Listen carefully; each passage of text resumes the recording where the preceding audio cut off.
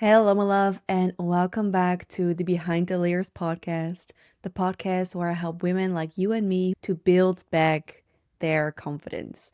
And in today's episode, I'm going to take you on a journey with me. So, if you have been following me on Instagram, I've been openly sharing about my struggle with burnout. So, end of last year, beginning of this year, I was facing burnout and I completely lost my spark. My brain stopped working. I couldn't focus anymore. So I really had to stop and drop everything. And while it has been going so much better, I'm working again. I feel like myself again. I feel good again. One thing that I haven't fully returned to is my spark. And I will say, I returned to a bit of my spark. But do you know that spark that lights up a room when you walk in? That those people who you just always remember in the back of your mind, and their energy just lights you up as well. Like their spark is so magnetic that it attracts people and opportunities to them. That is the kind of spark that I want to get myself back into because last year I had that spark. If you also follow me then on Instagram, I was sharing a lot about my embodiment journey. So, embodying your highest self instead of pushing yourself to become someone you're not. And that year has been by far the most magical year of my life. I manifested my whole manifestation board. I found my dream partner, got invited to free travel trips, found soul friends, and my business just started booming. I never felt more magnetic and in my element than last year. So I know it's possible to feel that way, and I want to get back to feeling that way. And whenever I share about this on my socials, I get so many women that resonate with that desire to get their spark back. So I'm going to document my journey. I'm going to share my journey on Instagram. But before I start walking that journey, I wanted to make a podcast episode explaining what I'm going to do and how you can implement those steps as well, because these steps always help me get back to my spark. Because let's face it, I've done it a few times because I feel in life it's very normal to kind of get lost a little bit or have lows and highs in life. And these 5 steps always help me to feel the best version of myself again. So, if you want to get your spark back in an authentic and loving way, instead of pushing yourself to become someone you're not or pushing yourself out of your comfort zone, this is the right episode for you. I'm going to share 5 steps I'm going to take and that you can take as well to kind of realign with your inner energy again and relight that spark again. Because whenever you lose your spark, this is something I want to say before we dive in, is you never really lose it because it cannot go away. It's always somewhere hidden inside of you, waiting for you to relit it up again or for you to remember that spark again. So, what we're going to do in this journey is not to create something that doesn't exist. We don't have to go out of our way to create something or to build something because it's already in here. We just have to reconnect with it. And these are the 5 steps that will help you get your spark back. The first step that I always do, and I think is one of the most powerful ones, is doing an energy analysis. So basically, I sit myself down and I'm going to journal. I'm going to reflect on all the things I do in my life or that are present in my life, or habits or thought patterns that are draining or energizing me. And this is the easiest analysis you can do to create a custom plan for yourself, because what lights me up might not light you up, and the other way around. And some people are more vulnerable to certain things that drain them than other people. So you need to create a highly individual plan for yourself. So I always start with the draining ones. So I write down what are all the things in my life that feel like they are draining right now. They are draining my energy. And this can be in habit of not moving enough or scrolling on my phone. Maybe I'm eating badly, maybe I'm not sleeping enough. You have the basic health things that can drain you. But this can also be unaligned friendships or an unaligned job that you have been doing for such a long time, and you know in your body that this is not what you want, but you just keep going because you're so afraid of doing something new. Over time, if that's truly not aligned with you, it can drain you. And that is a danger because people like to stay in their comfort zone and not change, even though they know they don't want that specific thing. And then eventually they have to move because they lose their spark, they lose their energy because what they're doing is just not aligned with them. And some other things that can drain your energy is even following the wrong pages on Instagram. So if you are in a period where you're really struggling and when you scroll on social media and you envy people, for example, that energy can drain you. So every time you open social media, you start to feel bad about yourself, for example. In this step where we do the energy analysis, we need to cut out all the things that are draining us one by one. So even if that means muting people that you may know or that you may want to follow, but right now their content is actually draining you, mute those people. And one thing that always drains me is having a messy house. So I'm a messy person and I've come to accept that about myself. But if my messiness gets out of control, I will start to feel drained by my environment. So I know that if I want to get my spark back, my environment needs to reflect that. My habits need to reflect that. My routine needs to reflect that. The people around me need to reflect that. And I need to reflect that. I need to show the universe that I am taking it seriously. So, first, I cut out everything that drains me. And you can't do that in just one day.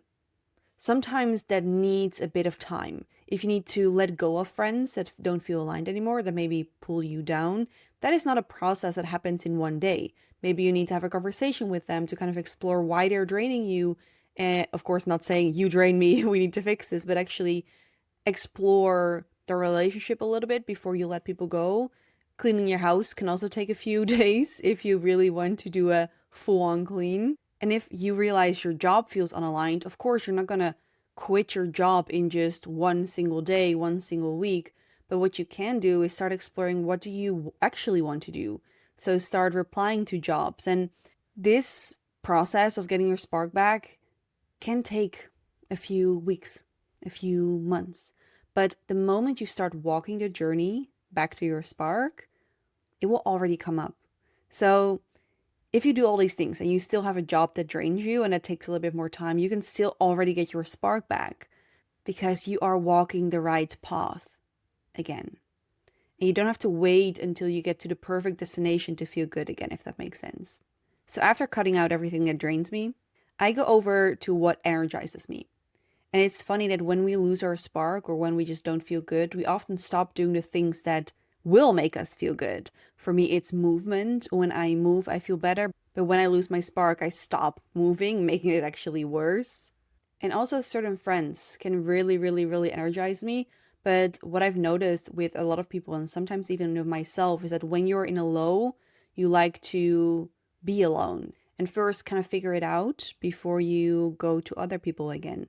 But this is what true friends are for. You don't have to feel and be energized all the time to be around them. Sometimes they can help you get to that stage, especially in new friendships. When I get into new friendships, I want to hang out with those people. And more than a few times, I've had people send a message like, hey, I really want to see you, but I don't know, I just feel really grumpy today, or I just feel really bad or low energy today, and I want to feel good when we hang out. So maybe let's reschedule.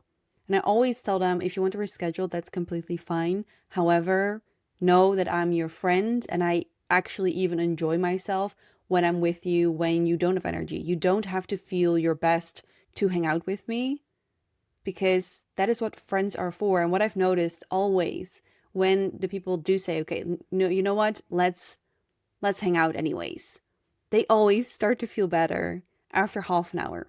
And then they're so happy that we actually hung out. But so many people have the idea that they need to figure it out alone and only meet up with their friends when they're feeling good. But I don't think that's the case, especially with your close friends. You can use them to feel energized again, to help you get your spark back again. So that's also what I'm doing. I'm making more time for friends, even though I feel drained, even though I feel like, oh, I'm not sure if I can be my most fun self today. I still hang out with them. And if you struggle with that, you can always just send them a message being like, hey, I really want to hang out today, but I'm feeling really low energy. I hope that's okay. So you don't overthink about not being in the right mood for them. So this first step of doing an energy analysis, it can teach you so much. It is highly personal and highly powerful. If you simply stop doing the things that drain you and do more of the things that energize you, guess what's going to happen? You're going to feel better, you're going to have more energy, and overall, eventually, of course, get your spark back. Moving to step number 2, and that is getting more present. The most magnetic people are the people who are the most present. So people who are present in conversation, who really focus on you. How good does that feel? Or people that dance in full presence, letting themselves go. How magnetic is that? And I've noticed this as well. The periods in my life where I feel most magnetic, where I feel in my flow, where I feel just really good about myself, those are the moments where I am not thinking too much. I am embodying being in my body. I am in life. And I always love saying I am dancing with life. And you can only dance with life if you are present in that moment, in the moment that you are in, which is the only moment that ever exists. So make it a habit to get out of your head. So it is so easy when we are in a low or we are struggling to overthink about needing to feel better or feeling low and tend to get inside this negative thinking loop because we think thinking is going to get us out. But that's not the case. We need to stop thinking. And it can feel so uncomfortable because how can not doing anything, basically not thinking, help us feel better? Like, it's such a paradox. It doesn't make sense, but it works. You will always feel better when you're just in the present moment and stop obsessing over your life and stop obsessing over negative things. So make it a practice to be more present. So whenever you notice yourself lost in thought, just notice it and see if you can focus on something around you. Maybe on your sensations in your hands, maybe on your breath, maybe you can look at nature. Just get out of your head. I can even do it sometimes when I'm doing the dishes. I need to do them all by hand. And it's so easy that when you are doing the dishes, kind of an automated movement and sequence, it's so easy to get lost in thoughts in those moments. But what if you bring all your awareness and all your presence in that one thing that you're doing? If you do this more and more in your day, it becomes so much easier to be present and to become magnetic. And of course, one of my favorite ways to practice my presence is meditation. However, if you just meditate for 10 minutes a day and then spend your whole day not being present in your day-to-day life, yes, I think still meditation is going to help you a little bit, but not in the ways it could. True presence happens in life, in challenging moments when you want to react instead of actually become aware of what you're feeling. So the second step is to really get back into your presence. For me, that means getting back into a very consistent meditation practice. And also, what I love to do is I put alarms throughout my day.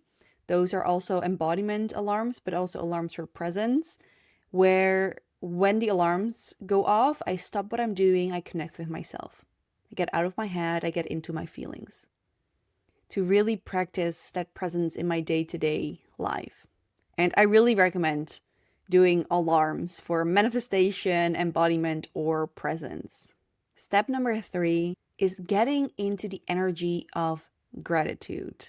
Grateful people tend to be more positive people, and those are the people others gravitate towards. And not just people, but also things and opportunities tend to gravitate towards the grateful souls.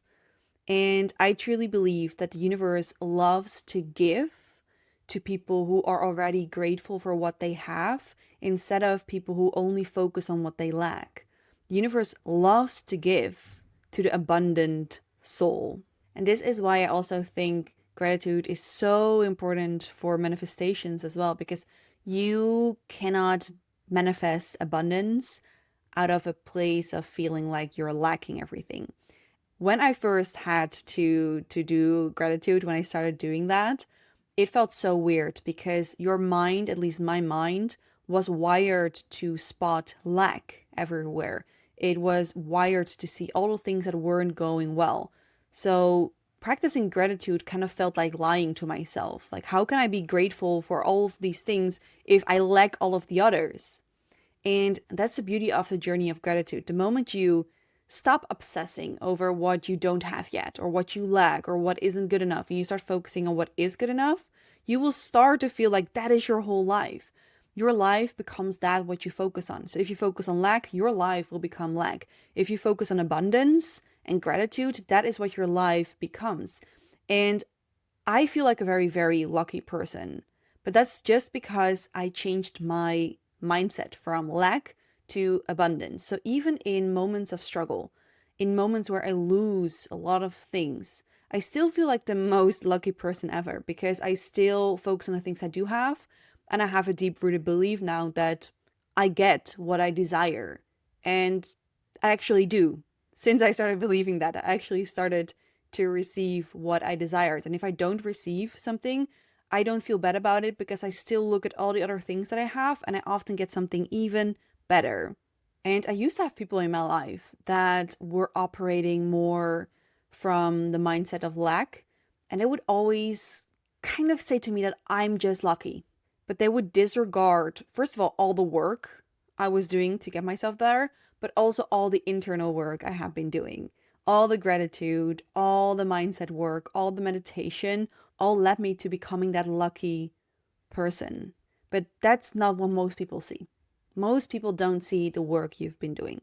But that is a topic for a whole other time. So, gratitude is step 3 for getting your spark back because the most magnetic people, the most positive people, they tend to be in this abundant energy of gratitude. They focus on what is going well instead of what is going bad. And I've seen this happen time and time again. People who came in working with me and feeling really down, maybe even on a depressed side a little bit. And just by changing your mindset to look for the things that are going well instead of the things that are going wrong, their whole energy shifts. And it can shift in as little as 1 to 2 weeks.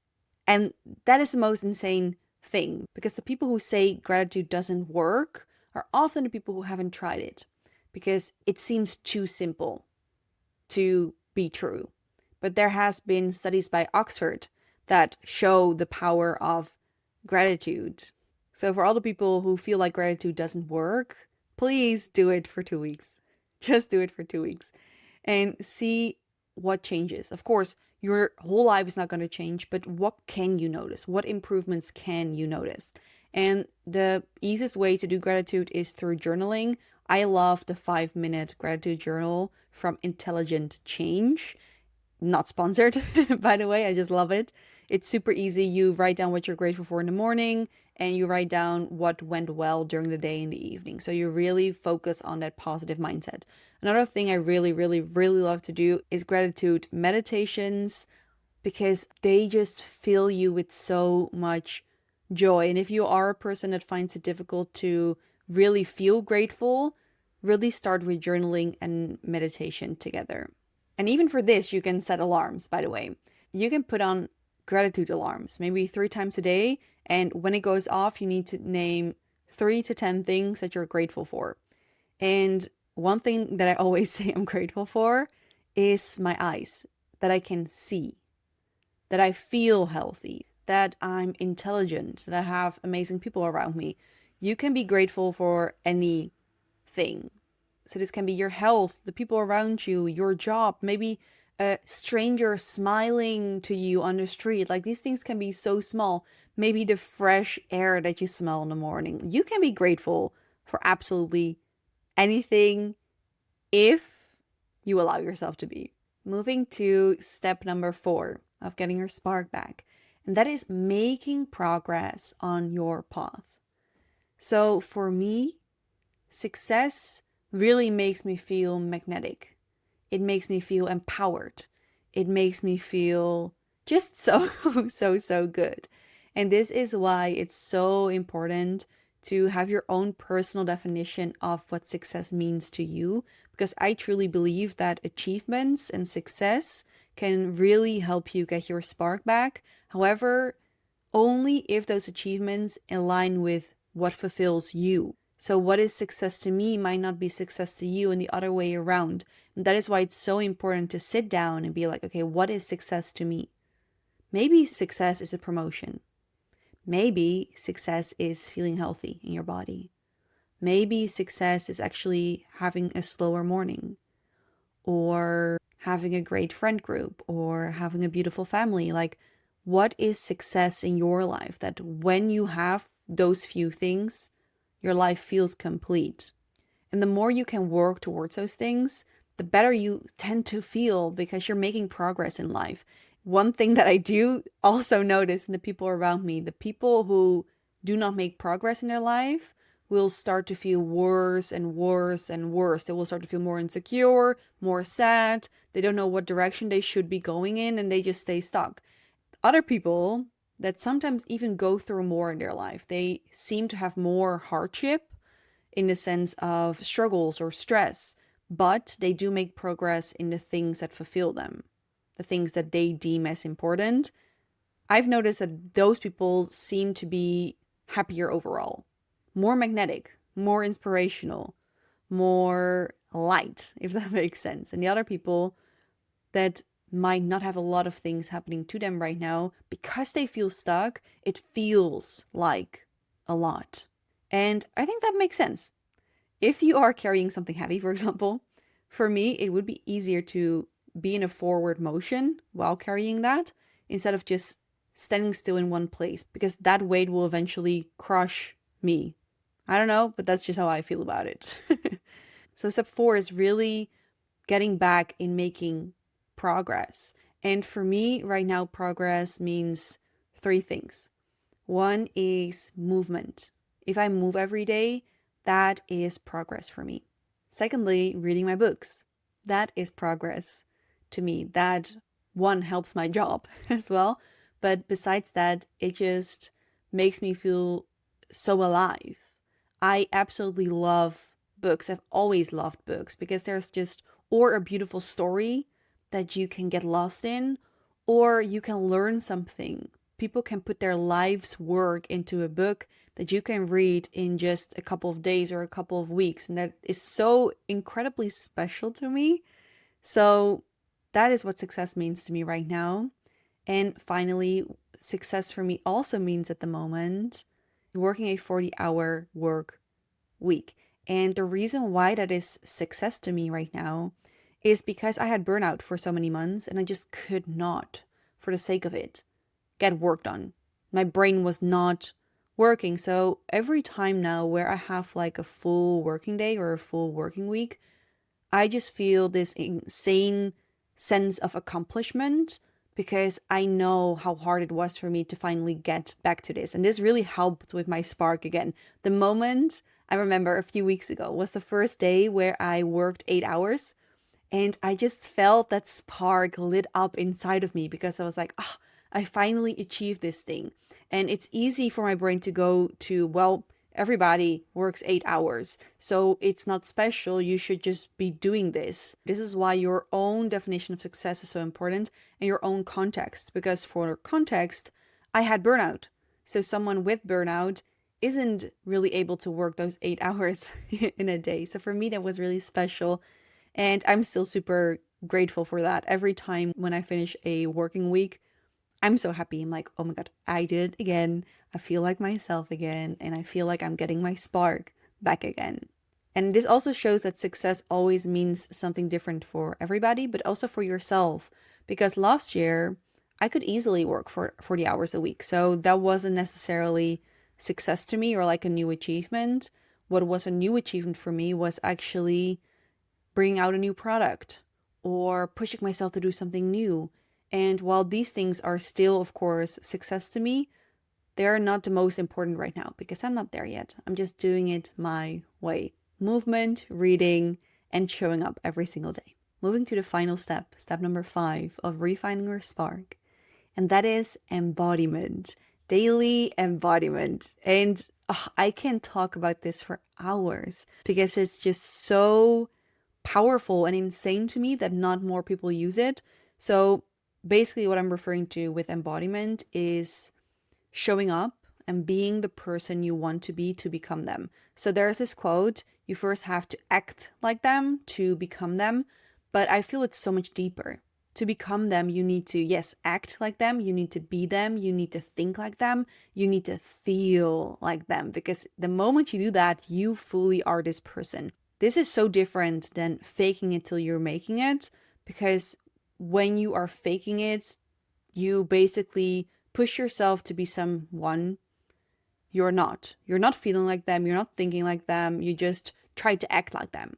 So you do the outer thing to feel the inner thing. With embodiment, it's the other way around. You do the inner thing, so feeling and thinking and being like them, and then you show up as them.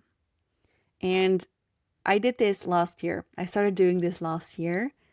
It's insane how much my life changed. All my manifestations came true in the most insane timeline.